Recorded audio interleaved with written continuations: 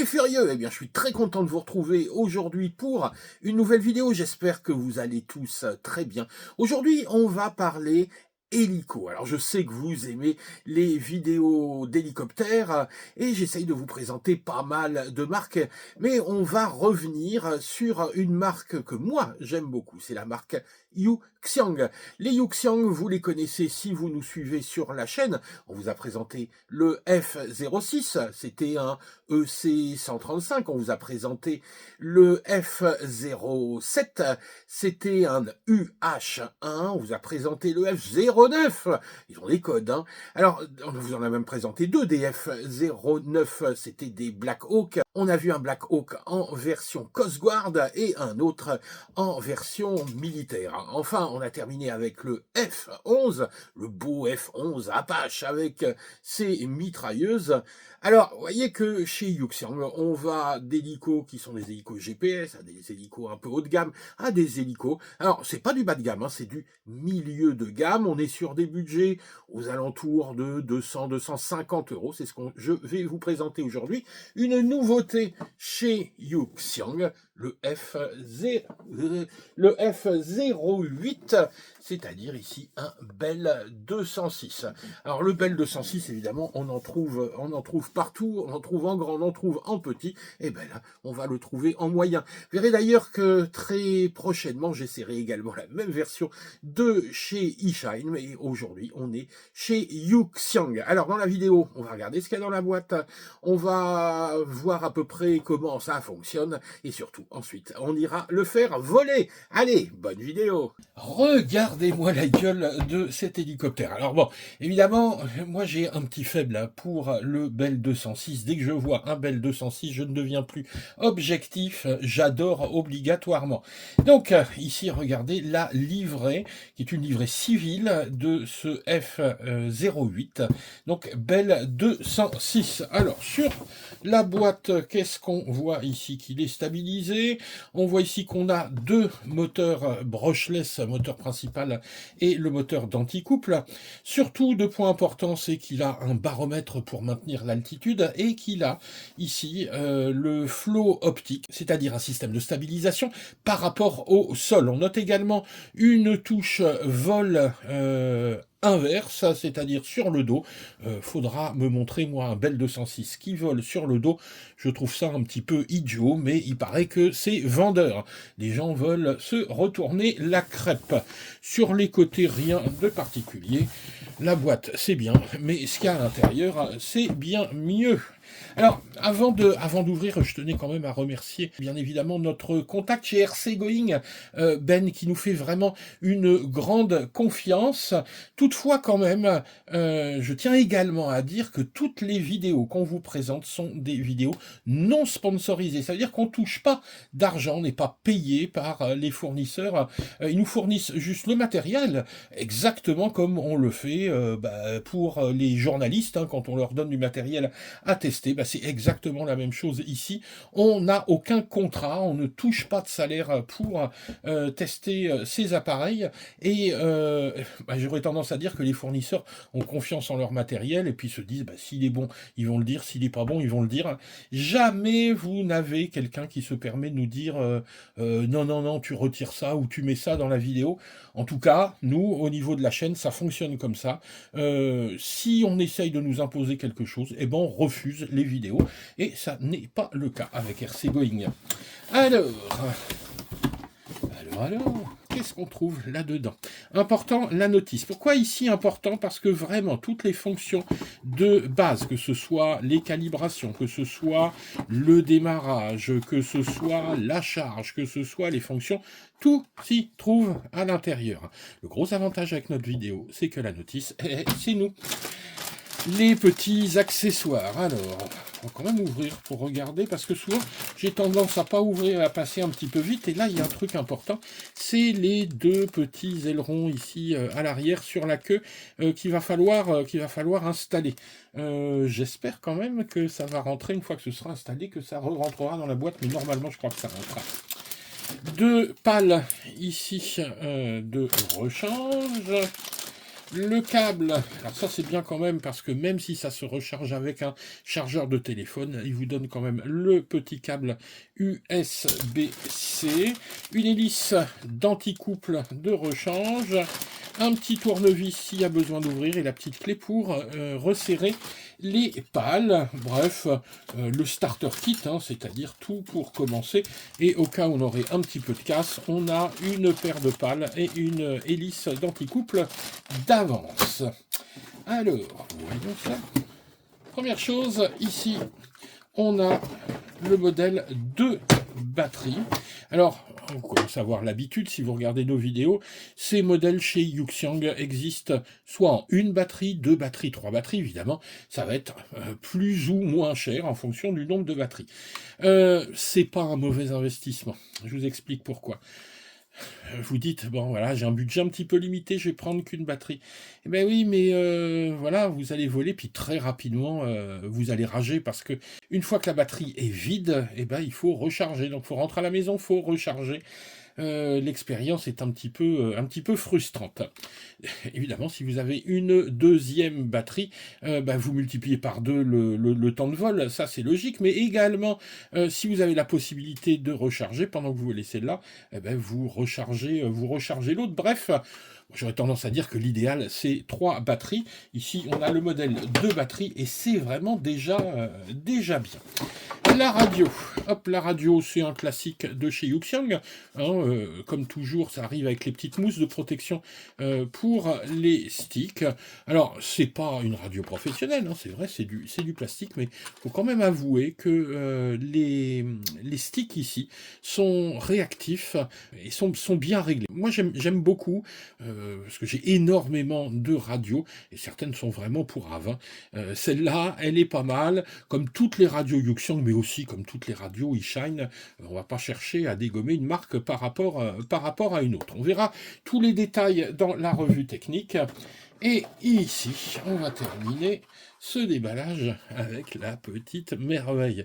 Alors comme je vous disais, hein, moi c'est un Bell 206, donc forcément je tripe.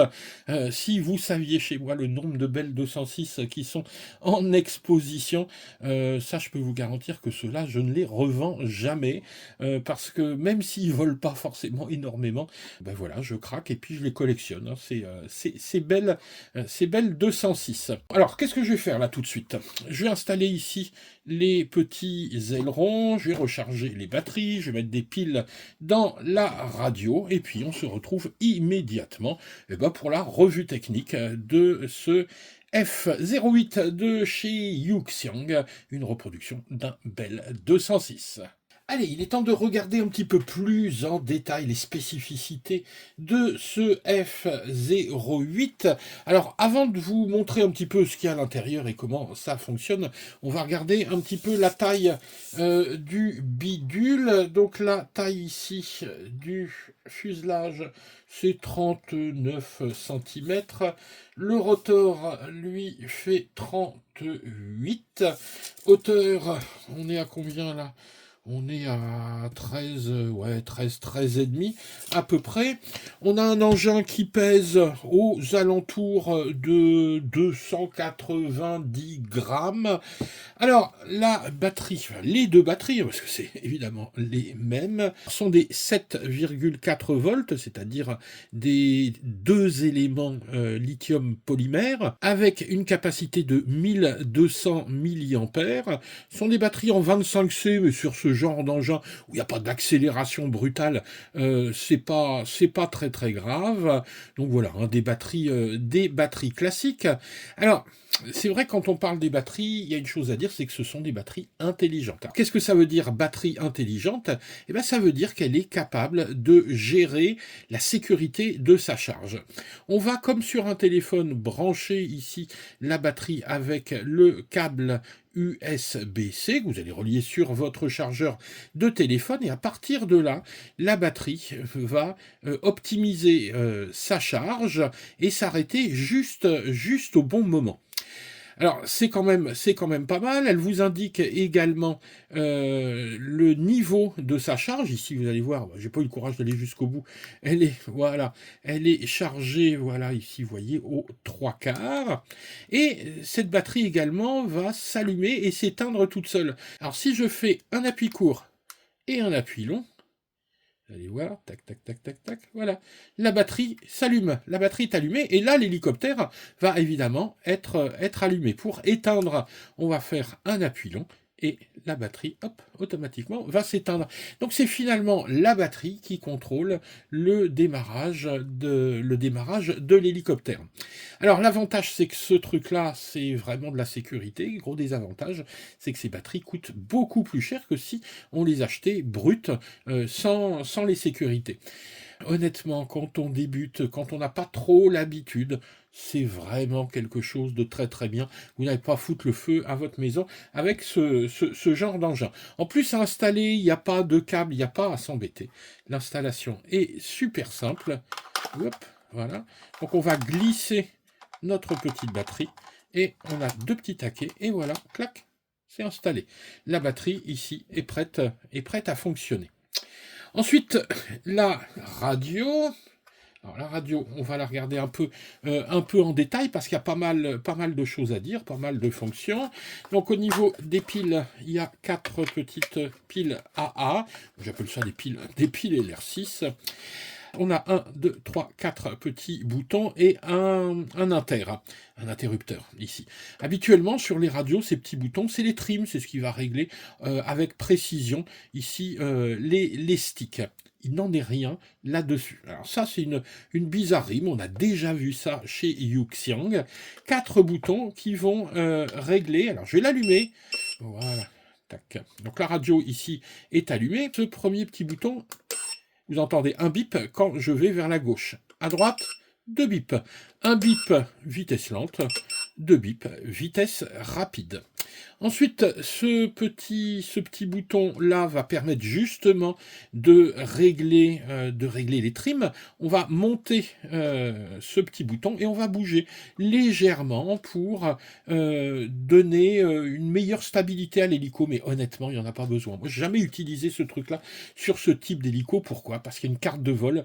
Vous allez le voir, on va calibrer le gyroscope. Il va repérer l'horizontalité. Et si ça c'est bien fait, il n'y a absolument pas à utiliser ce truc-là. Si je vais ensuite hop, vers le bas, on va avoir l'atterrissage automatique. Ensuite, le bouton ici de droite va être important. Pour ça, je vais allumer l'hélico. Hop. Voilà, donc là j'ai allumé l'hélico, je rallume ma radio, parce qu'il faut, alors il faut d'abord allumer l'hélico et ensuite la radio, et vous voyez que ici, la petite LED du dessus est devenue verte. Alors des LED, là-dessus j'en ai une ici qui est la LED de fonction, et 2 petites LED de position ici, qui sont là pour décorer et faire un petit peu maquette. Alors, cette LED verte, qu'est-ce qu'elle m'indique? Quand elle est verte, elle m'indique que l'hélico va être stabilisé ici. Alors, je ne sais pas si vous voyez un petit capteur optique. Alors ce capteur optique, qu'est-ce qu'il va faire? Il va repérer tout simplement des détails au niveau du sol. Et ça va l'aider à se stabiliser dans le plan horizontal. Dans le plan vertical, pour l'altitude, on a un baromètre qui va donner la stabilisation. Donc quand on est dans ce mode qu'on appelle flow optique, c'est-à-dire avec la LED verte, on a un hélico qui est stabilisé en hauteur et de façon horizontale. Alors évidemment, c'est pas du tout une stabilisation par GPS, c'est très très faillible, d'autant que vous pouvez pas monter trop haut parce que sinon ensuite il repère plus le sol, mais jusqu'à 2 mètres, 1,50 m, 2 mètres, hein, quand vous faites des stationnaires, eh ben ça marche plutôt pas mal. On essaiera de tester ça en vol. Mais alors quand on a cette stabilisation, évidemment, ça va limiter les mouvements de l'hélico qui, voilà, va se déplacer tranquillement. Si on veut le rendre beaucoup plus réactif, on va passer en mode manuel. Et là, je vais abaisser ce bouton et regardez bien la LED. hop, elle passe au rouge. Au rouge, je suis en mode manuel. Et alors là, vous allez avoir un hélico qui sera super réactif, tellement réactif qu'il faudra vraiment faire attention parce que ici, n'oubliez pas qu'il n'y a pas de, il n'y a pas de détecteur de, il n'y a pas de détecteur d'obstacles. Hein. S'il y a un mur en face et que vous foncez dessus, vous allez vous écrabouiller. Il faut quand même de la prudence quand on utilise ce genre de matériel. Donc voilà, ici mode flow optique, on a 2 stabilisations. Ici, j'en ai plus qu'une, hein. J'ai plus que la stabilisation au niveau de l'altitude. Ici, là, le petit bouton mode. Alors mode, qu'est-ce que c'est? Par défaut, une radio est donnée en mode 2. Alors le mode 2, qu'est-ce que c'est? On a ici, vous voyez, l'inclinaison droite et gauche, donc c'est ce qu'on va appeler le cyclique latéral. Ici, on va voir le cyclique longitudinal, avant-arrière. Et ça, c'est de ce côté-là. Et les gaz sont ici à gauche. En mode 1, au contraire, les gaz sont ici à droite. Et beaucoup de gens en France pilotent en mode 1 déjà pas mal de modélisme. Et eux, quand ils veulent acheter ce genre de truc, ils sont embêtés parce que les radios sont en mode 2. Eh bien, rassurez-vous ici. On va pouvoir passer de mode 2 à mode 1, tout simplement en appuyant sur mode ici, et allumer, on va allumer la radio en même temps, et il va passer en mode 1. Si on recommence la manip, il repasse en mode 2. Enfin, dernière petite touche ici, ça je vous en avais parlé, c'est le vol inversé. Mais honnêtement, regardez, dites-moi si ça ressemble à quelque chose. Est-ce que ça ressemble à quelque chose? Non, moi je refuse de mettre un Bell 206 sur le dos, excusez-moi du peu, mais c'est ridicule. Mais certains, ça va les amuser, vous allez le faire, et il sait le faire. Attention, quand même, il faut monter à plus de 5 mètres pour faire cette petite figure, pour éviter de se casser la figure. De toute façon, vous n'arriverez pas à enclencher le mode inversé en dessous de 5 mètres. Hein. Il y a le baromètre donne l'indication. Voilà, tu es au-dessus de 5 mètres, tu peux faire l'imbécile. Alors, dernière chose, c'est ici cette inter, et là, regardez, hop, je le mets vers le bas. Vers le bas, c'est le mode lock, c'est-à-dire que ici, eh ben, l'hélico est éteint. Alors, il est éteint, mais si vous faites ça en vol, il va s'éteindre, hein. C'est-à-dire que les moteurs vont se couper et il va s'écraser. Alors, vous allez me dire, c'est complètement idiot de faire écraser son hélico. Ben oui, mais quand vous êtes dans une situation, il va vers un endroit dangereux, vous risquez d'aller sur des gens, sur des voitures, etc. Parfois, et ça c'est une règle en modélisme, il vaut toujours mieux cracher son modèle qu'aller blesser des gens. Faut être responsable hein, quand on fait de l'aéromodélisme, et surtout avec des hélicos, hein, qui sont quand même des petits hachoirs. Hein. Même si vous n'allez pas vous couper un bras, vous pouvez vous faire très très mal avec le rotor de ce type d'engin. Ça sera également une sécurité quand vous manipulez comme ça la radio, et au moment de partir, tac, on va passer en unlock, on va déverrouiller l'appareil. Alors avant de décoller, il y a une première chose qu'il va falloir faire, c'est indiquer à votre hélico l'horizontalité, c'est lui dire voilà, là tu es bien horizontal, parce que pendant le voyage, ça a été ballotté de tous les sens, et dans un premier temps, on va recalibrer tout ça. Pour cela, les sticks, on va les mettre sur les côtés comme ça, et regardez bien, il devrait se mettre à clignoter. Attention, hop, tac. Voilà, donc il se met à clignoter et hop, donc il est de nouveau fixe. Vous remarquez que je suis en rouge, tout simplement parce que je l'avais laissé en mode manuel. Ici, tac, je repasse en mode flow optique. Donc là, mon hélicoptère, il est calibré, il est prêt à décoller. Alors, évidemment, hein, je ne vais pas décoller dans la maison, mais on peut quand même démarrer le moteur. Alors, pour démarrer le moteur, on se met évidemment ici en mode unlock, et on va ramener les sticks comme ça vers le bas. Alors, c'est parti, hop là, voilà. Donc vous voyez, ici, c'est relativement smooth, hein, ça fait pas trop de bruit. Et pour arrêter, hop, on utilise le petit interrupteur ici, et ça coupe tout simplement le moteur. Voilà, au niveau du fonctionnement, je pense qu'on a fait à peu près le tour. Dernière chose qu'on va regarder, c'est un petit peu l'aspect motorisation. Alors, ici, le moteur principal, c'est un 2511, et il a une particularité, alors je ne sais pas si vous allez réussir à voir, mais regardez, quand je bouge, voilà, le rotor, vous voyez que le moteur tourne à la même vitesse. C'est ce qu'on appelle un direct drive. Le moteur fait tourner un axe qui fait tourner directement le rotor. Ça signifie qu'à l'intérieur, il n'y a aucun engrenage, donc pas de risque de casser des trucs à l'intérieur. C'est direct, il entraîne directement l'axe. Au niveau du moteur d'anticouple, on a également un moteur brushless. On regarde également la tête de rotor. Regardez, la tête de rotor est vraiment pas mal. Si les pieds de pale sont en plastique, les tringles en plastique, on a quand même ici un plateau cyclique qui est métallique.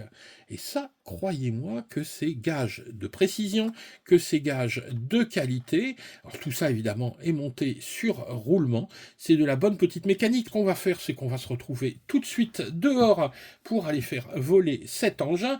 En attendant, si la vidéo vous a plu, pensez à mettre un petit pouce vers le haut, pensez à vous abonner. Moi, je vous mets tous les liens en dessous. Alors, en dessous, parfois, on me demande qu'est-ce que tu veux dire par en dessous. En dessous, vous avez une description. Si vous êtes sur l'ordinateur, cliquez sur plus, hein, et vous aurez toutes les informations sur la vidéo, dont notamment les liens pour aller chez notre partenaire et voir un petit peu les spécificités de cet engin. On se retrouve très très rapidement, vous allez voir, pour un autre hélicoptère. Je vous en parle pas trop, vous allez apprendre ce que c'est que la copie en Chine. Allez, ciao les gars!